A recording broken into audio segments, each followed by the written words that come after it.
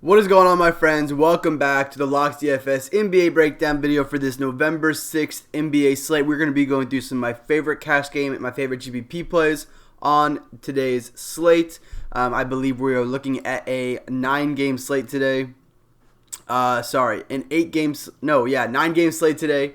And I'm ready to break it down for you guys, go through my favorite cash plays, go through a little bit of the injury stuff that we're going to be looking at up to lock. Before we do that, I wanted to remind you guys, if you're watching this video and you're not subscribed yet, so many of you guys are, please hit the subscribe button. Get these videos into your inbox and make them a part of your routine in terms of making your lineups every single day. That we really appreciate you guys coming back and watching these, and we would appreciate it so much more if you subscribe. You also, if you are a subscriber and you comment on this video, you can comment with your favorite play. Honestly, on this slate, I think you should comment with your favorite value play, because right now there are not a lot of really great value. So comment with your favorite value play either site. Let me know what you guys think about value on this slate, because it's a very interesting slate value-wise. And that can be all the way up to lock. So if you do that, you'll have a chance to win a free season pass from locksdfs.com. We give that away on the Thursday night football video that will come out on Wednesday night or early Thursday morning. Also want to remind you guys to cop a pass at locksdfs.com if you had not checked this out. Our season pass is $99 for NBA. You just get started right here. Sign up. You will get our lock sheets with our daily locks on FanDuel and DraftKings, as well as our player grades, analysis, cash, GBP, or value labels on those players. And I wanted to remind you guys, of course, that there are 161 days left in the regular NBA season. That means that your subscription will count just 61 cents a day. If you're going into the playoffs, which we will be going to the playoffs, we won't be playing the finals, but we'll go into the playoffs. That will be only 47 cents a day. So I think you're getting a great value for that. You'll get in our member chat. We'll be able to answer your questions there. And if you're not following me on Twitter yet, I tweet about all the stuff from locks, but also all my NBA sweats and all that sort of thing, other sports as well. So yeah, follow me over there at BuyHardy on Twitter, and I am BuyHardy on DraftKings as well. And with that said, we can go ahead and get into the slate. There are a lot of injuries that we're going to be waiting on before this slate. I'm going to grab a drink real quick. There are a lot of injuries we're going to be waiting on before this slate, but we do have some already. We know that Kawhi Leonard is going to be out, which will open up more minutes, more usage for Montrezl Harrell. I pronounced it that way. Montrezl Harrell, Lou Williams, and obviously JaMychal Green, who last time Kawhi sat out played 27 minutes. So those three kind of stand out. We know that Draymond Green, Kevon Looney are going to be out. We know that all three of the Detroit Pistons guards are going to remain out. Derrick Rose, Reggie Jackson, Tim Frazier. We know that Elfrid Payton and Dennis Smith Jr. are still going to remain out for the Knicks. And Emmanuel Mudiay will be out for the Jazz, and also for the Knicks, Kadeem Allen remains out. However, we do have a lot of doubtful and questionable tags. The first doubtful is going to be Shabazz Napier, the backup point guard from Minnesota. Doesn't sound like he's going to play with a hamstring injury. Jeff Teague, however, popped up on the injury report yesterday as questionable. He's sick. So we're getting Cat back for the Timberwolves in a really, really nice matchup. Actually, that game is, I believe, tied for the second highest total right now as of recording this video, with the Bucks and Clippers. There are three very targetable games in this slate. Minnesota, Memphis, both top 5 in pace. We have the Bucks and the Clippers. Bucks run really high in pace, and the Clippers are 5-point dogs at home. And then obviously at the top, we have a expected blowout between the Houston Rockets and the Golden State Warriors. Obviously, there's something that we have to know. 15-point line is something that you don't see very often in the NBA. Vegas expecting this to be a very, very clear blowout, which could affect the value of these Houston Rockets studs, which adds a whole other layer to this slate that makes it a little bit more difficult to process. Going back over to the injuries, I actually didn't finish them. So obviously we got to look at that Minnesota Timberwolves guard situation. Who's going to start at the one? It could be a whole slew of guys. They could start. I could see something where they go with Josh Okogie. We could see a little bit more ball handling for Andrew Wiggins, but we also could see Jarrett Culver get into the mix. We could see McLaughlin get in the mix. Jalen Noel play a little bit of point guard, but he didn't even play that much in the preseason. So I'm not sure what they're going to do here. They could do a lot of different things. Culver was a ball handler in college. I could see him getting into the lineup as a starter, but I don't think that they want to use him at the one very much. He got a ton of run last game in the blowout. I could see if both those guys can't play, Napier and Teague, him slipping into the lineup or something like that, and he would be an interesting play at that point. Obviously, we still have the Indiana guys who were questionable yesterday then sat out. I think that it might have been because they both went through a portion of shoot-around. I think they could have been saving them for this back-to-back. So I'm expecting Sabonis and Turner to play, but obviously keep notes. If they're both out, we'll see guys like Brogdon obviously still be a great play. Lamb is priced up regardless. Not going to be too interested in Lamb either way. But TJ Warren went down in price. Go if he starts at the 5 again is a great play. You have D'Angelo Russell, questionable with the ankle injury. That would open up some stuff for the Warriors. This is one of the interests. This is why the value became so difficult on the slates because all these Warriors got priced up. Pascal, Bowman. You have Poole and Burks down here, but the guys who have been taking the shots for Golden State are both priced up. But Russell, if he does play, is a little bit interesting. 8.2K, even in a blowout. For Houston, Eric Gordon is questionable with a hamstring injury. For Dallas, Maxi Kleber is questionable, which could open up more minutes for Dwight Powell. He played 27 minutes last game with Kleber inactive. That's pretty much most of the injury news. As of now, as of recording this, it is 11 a.m. Eastern time. So, anything could pop up, but as of now, that's what we've got. So we're going to go off that. These plays could definitely change as the day go on. I'm recording this a little bit earlier than I usually do. So, hopefully none of it changes too much, but I think a lot of my takes will stay relatively the same, at least the ones I'm going to talk about. Okay. At the top, I really like this price on Karl-Anthony Towns, and it's the same thing on FanDuel where I looked earlier on FanDuel at the ownership, and I am seeing basically no ownership on Karl-Anthony Towns. Most ownership going to Drummond, ownership going a little bit to Capella, a little bit to Harrell. I think Jonas was getting some, which I don't mind that Jonas price at all there. Also someone that was getting ownership, and I don't know what the deal is with it, was Dang. I think that was probably just incorrect. So, if Cat isn't getting ownership, I'd be a lot more interested in him on FanDuel. I think on DraftKings he will get ownership at 10K. He's gonna, especially if we see Teague out, he could actually end up being the biggest benefactor for this team because he could handle the ball a decent amount. We've seen him increase his three-point usage this year, 3-point shot percentage this year. He could definitely get into an on-ball role in a pace-up game. This is definitely a game I want to target. Both these teams are top 5 in pace. And if we just go with these two teams, other than Cat, Cat just got priced down after a little bit after this, after his suspension. Actually, he was 9.9 before the suspension, but that was actually a really good price for him. I ended up not being on him on that suspension game, but he was a very, very good play. Like I said, Wiggins could be interesting. Valanciunas in a pace-up game is interesting. Jaren Jackson has gotten priced way down to where if he plays, he's a little bit interesting, especially in a GBP because his minutes can kind of fluctuate. But yeah, there are all kinds of plays here in this game that make a lot of sense. But Cat would be my favorite. Obviously, like I said, with this Houston team, Harden and Westbrook are in consideration every single day. Westbrook is the one I'd play right now because it's 1,800 less than Harden. In every game he's played this year, he's reached, except for this blowout here where he went for 25 against Miami, he has scored at least 50 fantasy points, but he's 9.4K. So really, your decision on playing Westbrook and Cash just comes down to whether you think they actually win by 15 or not. If they're winning by 15, he's probably going to only play a few minutes in the fourth quarter, if that. This is a great matchup against Golden State. Probably point per dollar, your best stud on the slate is right here in Russell Westbrook, at least on DraftKings. On FanDuel, he's a little bit more expensive. And then if Eric Gordon is out, questionable with the hamstring injury, I don't know when that popped up, but if he's out, we're going to see Ben McLemore. He should find some more minutes, but it's not like they don't have other guys here. Rivers could grab some more minutes, Cephalosha could grab some more minutes, so I don't feel super confident in a guy like McLemore, but he doesn't have to do a lot to get to value.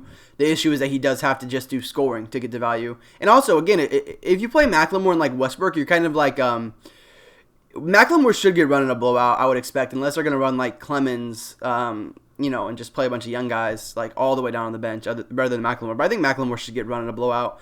And so you're kind of hedging a little bit, which isn't a bad thing in cash games, but you're kind of hedging a blowout a little bit if you go with a guy like McLemore in your lineup with Westbrook. Okay. Harden's not a bad play either. Again, it's just like you're paying 11.2K for a guy who might just be in a blowout, so it's tough to do. On the other side, Golden State, like I said, if we see Russell out, then I honestly think Kai Bowman isn't a terrible play. Even like Damian Lee, Jordan Poole, like these guys are playing minutes to the point where they're actually more interesting than the guys that are up top to me because, 31 minutes. We just saw Damian Lee with 29 minutes. I don't know where Burks has been, 28 minutes. So like these guys are the ones that are more interesting to me in this range right here. But Russell has to be out because that's going to open up most of the usage. Otherwise, these guys are all probably priced. I mean, if Russell's in, Bowman's priced especially high. Pascal would be an okay play. Again, it's a pace up, and all these guys, they have a really short bench right now, so all these guys are going to play minutes, whether it's a blowout or not. So, Golden State definitely has, all these guys have pretty solid floors. This is where I'd be, though, in cash games is Poole, Lee, Burks, if you're trying to get a Golden State piece. Okay, moving on to the Los Angeles Clippers. We have Kawhi out. I mentioned at the top of the video, of course, Lou Williams and Montrezl Harrell are going to get more run. Harrell is a little bit of an interesting option on FanDuel where he's 7K. It's a little bit expensive, so, might not be the guy I go to there at center, but definitely in play there. More interesting on both sides is Lou Williams. Lou Williams, 6,700 on FanDuel, 6,500 on DraftKings. Going to see a tick up in usage. Going to see a tick up in minutes. We saw against Utah in the first game that Kawhi sat out. He only played 28 minutes. I think it might have. I haven't looked at the game flow of that game, but I'm gonna guess that it was due to a blowout in the second half. Obviously, we could see that again with Milwaukee. They're a very, very, very solid team on their own. But Harrell is at 1.29 fantasy points per minute, and Lou is at 1.14 fantasy points per minute without Kawhi. So giving either of those guys 30 minutes, and only 30 minutes here. Obviously they could play 32, 33, 34 potentially. Lou actually started in this game, so I would expect him as a starter to play at least 32. If you're giving him 32 minutes at this price, he is a very, very good play. Of course, Milwaukee top 3 in pace in the league, so that's going to help him. Another thing that could help, another guy could help. Well, Beverly's very cheap, but Beverly, I don't really think he's going to take many more shots. I do think that we could see a little bit more usage bump towards Zubac, who is just a fantastic rebounder, should have his way against Brook Lopez down low. Obviously, the concern with Zubac is always the minutes. The minutes just cap your upside. But I don't mind going to Zubac for value in cash games. He should be fine for, his usual 18 to 20 minutes. One guy that is very, very cheap, another value that right now, in terms of with no other injuries popping up, is going to pop up as one of my favorite values on the slate, actually, is going to be Markieff Morris here at 3.8K. The beginning of the year, if you guys remember, he was 3.6K, and we all just said, play him, smash him in. He's obviously had a little bit of difficulty this year. He hasn't had the best season. He's had a lot of issues with foul trouble, 5 fouls here. Most of this was foul trouble here, then it was in blowout. So 4 fouls there. Like, he's had his issues with foul trouble. It's obviously given Christian Wood a little bit of a chance to get more run with the team, which that's great. I mean, I love Christian Wood, but at the same time, we can't depend on him for any sort of fantasy value. It pretty much just relies on Markieff being in foul trouble or being injured. So Markieff at 3.8K, man, he's pretty much a 0.8 fantasy point per minute player. If we're giving him 28 minutes, which of course he's played more than that several times, he should be a very, very solid value play pretty consistently here. I do think that you're capping your upside a little bit here with Markieff Morris at 3.8K. But it's not someone that I definitely fade in GPPs or anything like that. I just think that I don't see Morris. I don't think there's many 25-point games, 25-plus point games in Markieff Morris's range, really, of outcomes. Okay, one more on Detroit is, so obviously we have all the guards out. I still don't mind the price on Bruce Brown. I think he's 5K on DraftKings or FanDuel as well. I've been trying to talk about FanDuel a little bit more. 5,300. Both sites, I'm totally fine with that price with all these guards out again. They all are already ruled out, all three, Frazier, Rose, and Jackson. So I think he'll be decently popular again today at 5.3K. I just think it's, that DraftKings did a great job of pricing this guy up, but still it wasn't quite enough, I don't think. With 40 and 37 minutes in the last 2 games, he's getting pretty solid usage in those 2 games.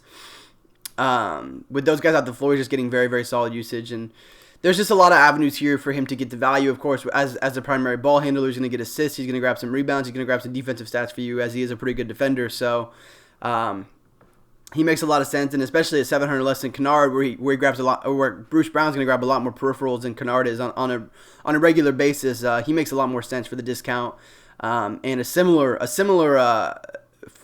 Kennard obviously. Whoa.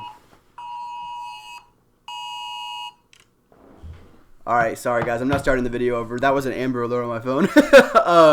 Kennard obviously has a higher. I was at Kennard. Okay, Kennard has a higher upside in terms of his shot because he can put up 30 real points in a game, and if he's grabbing 5 boards, 5 assists, putting up 30 real points, then he has a higher upside than Bruce Brown. But Brown is just safer here at 5.3K for me in cash games. And honestly, a very solid cash game play, I still think, even though the price has shot up and might put people off of him. Lastly is one that I don't really love, but I'm going to talk about really quick, and that's Otto Porter Jr. Didn't get priced up too much last night. Obviously, he was a very good play yesterday as well, 4.3K. Lots of sharp people had him. He was a great play. He was on the sheet. Pretty sure he was A on the sheet. If he gets back to just getting these peripherals like he was, his rebounds for the most part, he only grabbed 1 rebound last night and he still got to value, pretty much right at value. If he can do that scoring, if he can put up 10, 12 shots and then do some scoring or if he can grab some rebounds on top of it, I think Otto Porter is a very solid play. We haven't seen Atlanta really run at a very high pace this year, but I do think now that Collins is out and Trae Young running the floor, I think they're going to start running a little bit higher up in pace. We'll see how that develops, but last night they did run a little bit faster than they have previously. Trae Young was on a minutes limit last night. I think it was just to get his ankle a little bit healthy for this game because they knew he was going to be on a back-to-back. Don't quote me on that. We could end up with him just ruled out later today. I don't think that'll be the case, but, just keep that in mind. Keep an eye on that. So he was on that minutes limit yesterday, played 30 minutes. That pretty much put me off of him into any consideration at all. However, I think if he is off that minutes limit today, again, like I said, just watch it up to lock. I am very interested in him as a GPP play. I'm not sure how many people are going to go to him with so many other high-priced options on the slate. I mean, just going over to these high-priced options. I mean, we have Giannis we didn't even talk about. Harden, Drummond and Towns, both probably going to get a decent amount of ownership. Doncic in a pace down probably won't get very much ownership. Embiid in a tough matchup against Gobert, but he is relatively cheap. Probably won't get a lot of ownership, though. Westbrook will get ownership. So, I mean, there's just a lot of guys in here getting ownership that I think a lot of people may forget about Trae Young. But, man, I mean, this guy is going to get a ton of usage. We talked about it yesterday with no Collins on the floor so far this year. He is averaging over 1.6 fantasy points per minute. Obviously, a very small sample size there. I'm not sure that's going to keep up. He's actually averaging over 1.6 fantasy points per minute so far.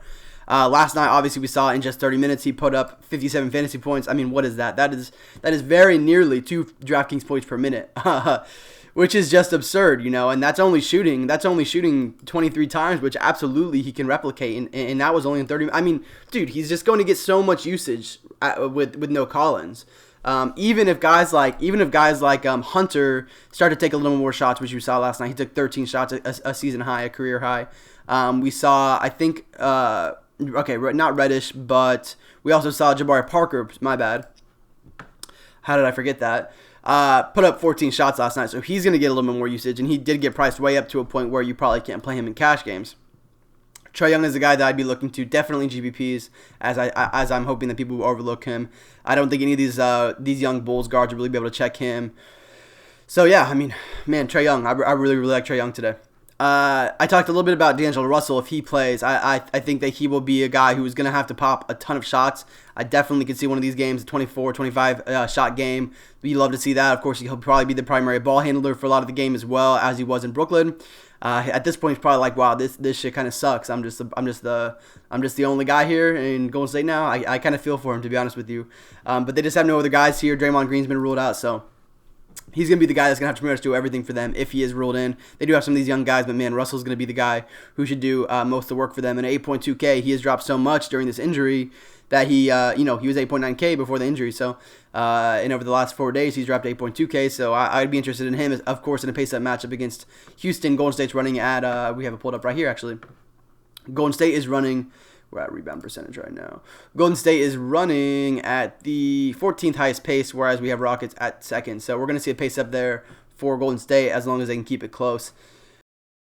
One of them, but another guy is Sabonis, and I think that maybe overlooking Sabonis isn't too terrible. He is going to be coming off a calf injury, which is something that could become re-injured. He could possibly be on somewhat of a minutes restriction. He might not be seeing one of these giant 39-minute, 37-minute games. And also, he is priced to almost his ceiling. He's at 8.3K. But doesn't mean he is not interesting. First of all, Washington, one of the worst rebounding teams in the league. They are bottom 3 in the league in rebounding. they also have a very terrible defense, as we've known over the past few years. And, I just think that Indiana is a very, very solid team. And Sabonis at this price isn't a bad play. I definitely think he can get you 40, and he has upside for like 50.